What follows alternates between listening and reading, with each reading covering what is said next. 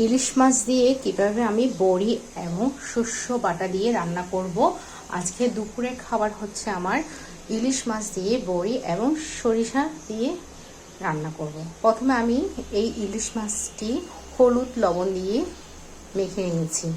তারপর দেখুন এই বড়িগুলো তেলের মধ্যে ভেজে নিয়েছি। পেঁয়াজ কুচি, রসুন কুচি এবং সরিষার বাটা। এই সরিষাটা বাটাটা হচ্ছে খুব জনপ্রিয়, কারণ এখানের মধ্যে আমি লবণ, আদা, পেঁয়াজ, রসুন এবং কাঁচামরিচ দিয়ে ভালো করে বেটে নিয়েছি, যাতে ইলিশ মাছ দিয়ে রান্না করতে খুব মজা হয়। প্রথমে তেল দিচ্ছি।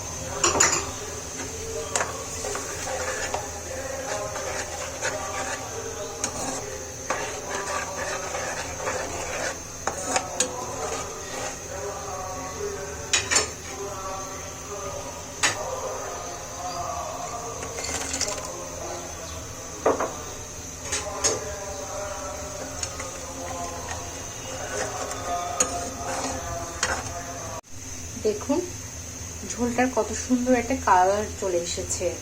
একটু পরে আমি যেই মাছগুলো লবণ হলুদ দিয়ে মেখে রেখেছি সেগুলো এখন দিয়ে দেব।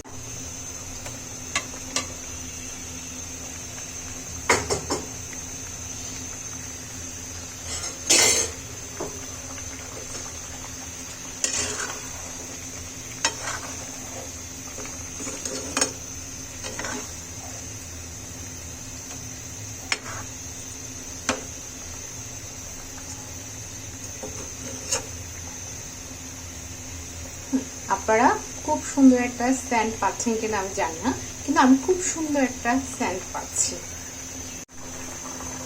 আসলে মাছের ঝোলটা আপনাদের ইচ্ছা মতো করে দেবেন, যে যেরকম খান ঠিক সেভাবে দেবেন। দেখুন কত সুন্দর একটা কালার এসেছে ইলিশ মাছের পাতুরি, যেটাকে বলে আমরা। দেখেছেন কত সুন্দর একটা কালার এসেছে ইলিশ মাছের আর বড়ির। এভাবে আপনি 20 থেকে 25 মিনিট হালকা আছে অবশ্যই এভাবে চুলায় রেখে দেবেন। আমার রান্না কিন্তু শেষ হয়ে গেছে, এবার আমি চুলাটা বন্ধ করে দেব।